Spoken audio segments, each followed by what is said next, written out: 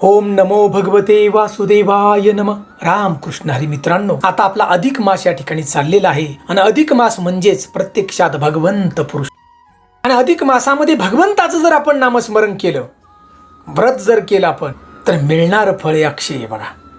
या जन्मात तर आहेच, परंतु पुढच्या सुद्धा. आणि म्हणूनच मित्रांनो, आज आपण अधिक मासाची सुंदर अशी एक कहाणी ऐकणार आहोत की अधिक मासाची कहाणी ऐकल्यानंतर 100 व्रताचं फळ मिळतं बघा. प्रत्यक्षात भगवंतानं सांगितलेलं आहे, फक्त विश्वासानं ऐकायला हवी. आणि म्हणूनच मित्रांनो, हा व्हिडिओ आपण शेवटपर्यंत ऐकायचा आहे. चॅनलवरती प्रथम असाल तर नक्की आपण सबस्क्राईब करा आणि बेल घंटीचं बटन मात्र. आम्हाला व्हिडिओच्या शेवटी फक्त विश्वासानं ओम नमो भगवते वासुदेवाय नम अशी कमेंट मात्र जरूर करा. चला, सुंदर अशी ही अधिक मासाची आपण कहाणी ऐकणार आहोत. मित्रांनो, अवंतीपूर नावाचं एक नगर होतं आणि या नगरामध्ये 2 भाऊ अगदी गुण्या गोविंदानं राहत होते. त्यांची घरची परिस्थिती गरीब होती बघा, परंतु मनाने दोघेही श्रीमंत होते. आणि मोठ्याच्या पत्नीचं नाव होतं रूपवती आणि धाकट्याच्या पत्नीचं नाव होतं धनवती. आता ह्याची परिस्थिती गरीब असल्यामुळं दोघेही भावांनी ठरवलं की आपण आता पैसे कमावण्यासाठी शहरात निघून जायचं.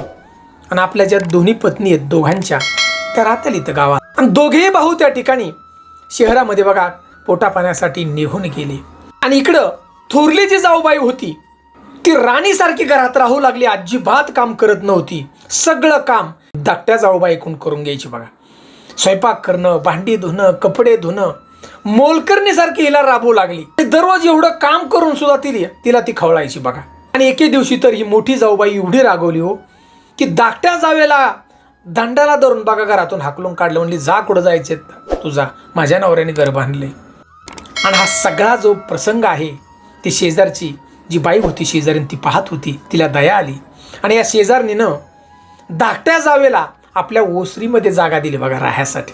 म्हणले, राह, तुझा पती असतो, जाणार तो कुठं. मित्रांनो, आणि तो महिना चालला होता अधिक मास. आणि अधिक मास त्या ठिकाणी चालल्यामुळं ती थोरली जी जाऊ होती, तिनं अधिक मासाचं व्रत करण्याचं ठरवलं. आता धाकट्या जाऊबाईला हे समजलं आणि धाकटी जाऊबाई अगदी विश्वासानं बघा घरातून बाहेर काढलं, तरी सुद्धा विश्वासानं थोरल्या जाऊबाईच्या घरी गेली आपल्या.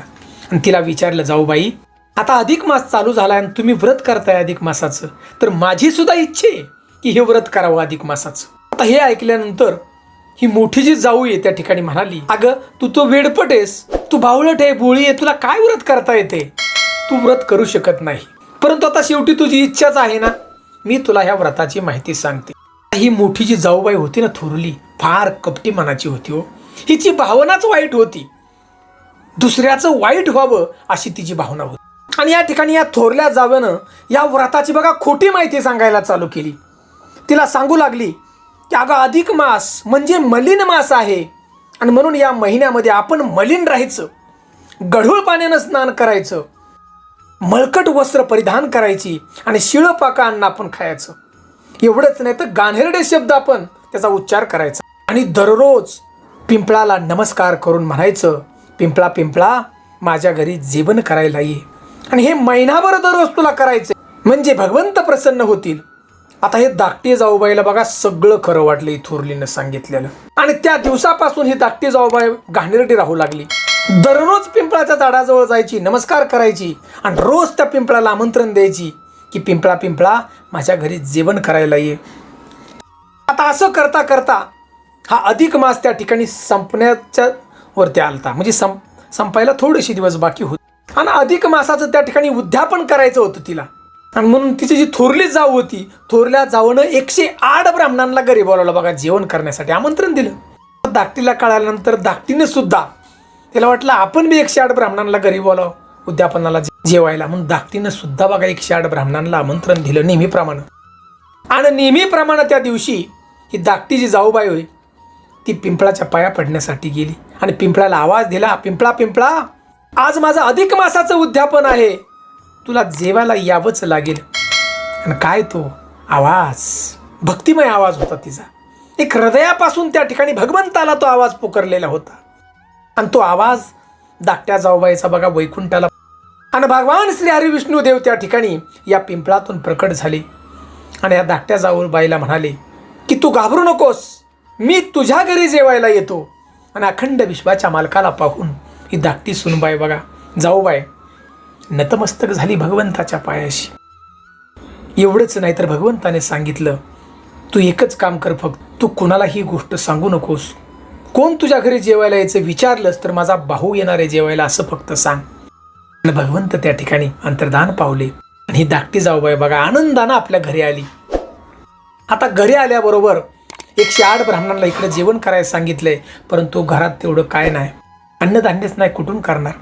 इकडं तिकडंच सगळं चापू लागले अन्नधान्य, थोडंसा होतं पीठ. आणि तिनं त्या ठिकाणी स्वयंपाक केला, परंतु केवळ एका माणसाचं भागेल एवढाच स्वयंपाक हो. आणि एक लाडू तिनं विश्वासानं भगवंताच्यासाठी बनवला. आणि त्या ठिकाणी भगवंतानं जे वचन दिले पूर्ण करण्यासाठी अखंड विश्वाचा मालक या धाकट्या जाऊबाईच्या घरी आला बघा. दारात आल्याबरोबर भगवंतानं पाहिलं की 108 ब्राह्मण या धाकट्या जाऊबाईच्या घराकडे निघाले होते जेवण करायला. आणि भगवंत आल्याबरोबर नतमस्तक झाली ही धाकटी जाऊबाई बघा. त्या भगवंत त्या ठिकाणी या धाकट्या जाऊबाईला म्हणाले, अरे तू तर 108 ब्राह्मणांना जेवण कराय बोलवलं, स्वयंपाक आहे का तुझ्याकडे सगळा. इकडं तिकडं पाहू लागली तर स्वयंपाक फक्त एकाच माणसाचा भगवंताच्या पुरताच बनवला. भक्तीपोटी हे सगळं विसरून गेले ते बघा श्रद्धेसाठी. भगवंत म्हणाले, हे धनवंती तू घाबरू नकोस, तू फक्त एक काम कर, केळीचं पान आण, एकच पान आण केळीचं, द्रोण बी एक आण, आणि तू तयार केलेला तो लाडू या सगळ्यांचे 108 भाग तयार कर तू. आणि भगवंतानं सांगितल्याप्रमाणे या केळीच्या पानाचे 108 भाग केले या धनवंतीने, द्रोणाचे केले आणि लाडूचे केले. भगवंतानं सांगितलं की सगळी पात्र ही लाईनशीर ठेव, जशी पंगत बसली तशी 108 तुकडे त्या केळीच्या पानाचे ठेवले धनवंतीनं, म्हणजेच धाकट्या जाऊबाईनं. लाडूचे 108 भाग केले, ते थोडे थोडे थोडे सगळे ठेवले पात्रावरून. ते आणि काय अखंड विश्वाचा मालकाचा चमत्कार. 108 केळीच्या पानावरती 5 पक्वानाचं हे जेवण तयार झालं, सगळे पदार्थ. आणि भगवंतानं सांगितलं, हे धनवंती 108 ब्राह्मणांना बोलव घरात जेवायला. 108 ब्राह्मण त्या ठिकाणी जेवण करायला आले बघा. आणि हा 5 पक्वानाचा जो पदार्थ आहेत सगळे खाऊन 108 ब्राह्मण त्या ठिकाणी तृप्त झाले.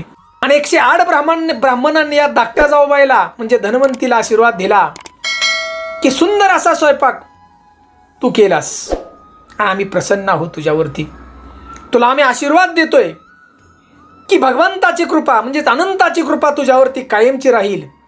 तुझं दुःख दारिद्र्य हे सगळं निघून जाईल वाऱ्यासारखं आणि कर्मबंधनातून तुझी मुक्तता होईल, असा आशीर्वाद त्या ब्राह्मणांनी दिला बघा. आणि सगळे ब्राह्मण देवता निघून गेले. आणि भगवंतानी त्या ठिकाणी सांगितलं की हे धनवंती तू घाबरू नकोस, तुझ्या व्रतानं मी प्रसन्न आहे, मी सदैव तुझ्या पाठीशी राहील संकटात, फक्त तू नाव घे. आणि भगवंत त्या ठिकाणी निघून गेले. परंतु बघा दुसरा चमत्कार काय झालाय, थोरली जी जाऊ होती ना, तिनं सुद्धा 108 ब्राह्मणांना बोलावलं होतं जेवण कराय. 108 ब्राह्मण तिच्या घरी आले आणि तिने 108 ब्राह्मणासाठी जे पदार्थ केले होते वेगवेगळे, ते पदार्थ सगळं नाहीसे झाले बघा. स्वयंपाकच नाहीसा झाला तिथं, सगळा स्वयंपाक निघून गेला कुठं. आता ब्राह्मण जेवायला बसले, काहीच नाही, काय वाढणार पात्रामध्ये. आणि सगळे हे ब्राह्मण रागावले 108 ब्राह्मण. आणि 108 ब्राह्मणांनी त्या ठिकाणी थोरल्या जाऊबाईला शाप दिला की तुझं जे हे व्रत आहे पुरुषोत्तम मासाचं, हे व्रत तुझं पूर्ण होणार नाही, कारण तू आम्हाला या ठिकाणी फसवलं, या ठिकाणी ब्राह्मणांना तू जेवण देऊ शकलं नाही. आम्ही तुला शाप देतो की तुझ्या जीवनामध्ये दुःख दारिद्र्य येईल, कधीही तुला सुख मिळणार नाही. आता हे सगळे ब्राह्मण बघा रागवून शाप देऊन निघून गेले. थोरल्या जाऊबाईला या ठिकाणी वाटत होतं की या धाकट्या जाऊबाईला मी हाताला धरून घरातून बाहेर काढलं आणि हिने हे अधिक मासाचं व्रत केलं कसं. मी तर हिला उलटं सांगितलं होतं सगळं. मी 108 ब्राह्मणांना जेवण कुठून घातलं हिने. हे पाहण्यासाठी ही थोरली जाऊबाई त्या ठिकाणी आली बघा. ही रूपवती पाहती तर काय सुंदर असा स्वयंपाक, 108 ब्राह्मण जेवून गेले. तिला आश्चर्य वाटलं, म्हणलं हे सगळं घडलं कसं. आता आल्याबरोबर ही धाकटी जाऊबाई बघा थोरल्या जाऊबाईच्या पाया पडली. एवढं घरातून बाहेर काढलं तरी सांगू लागले आपल्या थोरल्या जावेला, जाऊबाई तुम्ही सांगितल्याप्रमाणे हे अधिक मासाचं व्रत केलं. प्रत्यक्षात भगवंत माझ्या घरी आले भेटायला पिंपळाच्या झाडातून, मला आशीर्वाद दिला आणि 108 ब्राह्मणांना सुंदर असा स्वयंपाक प्रत्यक्ष भगवंतानं या ठिकाणी केला. आता हे सगळं ऐकल्यानंतर तिला वाईट वाटलं बघा थोरलीला, की आपण जी चूक केली पहिली ती खरंच चूक केली. आणि तिने त्या ठिकाणी थोरल्या जावेने बघा धाकटीची माफी मागितली की मी तुला खोटं सांगितलं, परंतु तुझी अफाट श्रद्धा भगवंताच्यावरती असलेली आणि तो विश्वास, त्या विश्वासानं तू भगवंतालाही जिंकलंस. मला माफ कर. आणि त्या ठिकाणी बघा धाकटीने सुद्धा माफ केलं. आणि दोघीही जाऊबाई आपल्या घरी गेल्या, म्हणजे थोरली धाकटीला घेऊन गेले बघा घरी. आणि त्या ठिकाणचे जे पती आहेत त्यांचे दोघींचे जे कामानिमित्त बाहेर गेलते ते पती धन घेऊन घरी आले. आल्याबरोबर अखंड या विश्वाच्या मालकाची त्या ठिकाणी बघा आकाशवाणी झाली या धाकट्या सुनबाईसाठी की हे धनवंती, तू जे अधिक मासाचं व्रत केलं त्या व्रताच्या प्रभावानं मी प्रसन्न आहे आणि तुला आशीर्वाद देतो की तुझं घर धन धान्य यांनी भरून जाईल, धनसंपत्ती येईल तुझ्या घरात आणि तुमचं दारिद्र्य आता निघून जाणार आहे, लक्ष्मी तुमच्या घरात राहणार आहे. आणि जो कोणी व्यक्ती हे व्रत ऐकेल, या व्रताची कथा ऐकेल मनापासून आणि भगवंताचं नामस्मरण करेल या अधिक मासामध्ये, त्याचं बी मी दुःख दारिद्र्य कमी करेल आणि त्याचा कर्मबंधनातून त्याला मुक्तता करेल. प्रत्यक्षात भगवंताने वचन दिले बघा या ठिकाणी. म्हणून मित्रांनो, अधिक मासामध्ये भगवंताचं जेवढं नामस्मरण करता येईल तेवढं विश्वासाने करा. 10 पटीने तुम्हाला फळ मिळणार आहे. फक्त विश्वास दुमत होऊन देऊ नका. आणि सुंदर अशी अधिक मासाच्या व्रताची कथा आवडली असेल ना, तर विश्वासानं आम्हाला ओम नमो भगवते वासुदेवाय नमः अशी कमेंट मात्र जरूर करा. रामकृष्ण हरी अशी कमेंट केली तरी चालते. जय हिंद, जय महाराष्ट्र.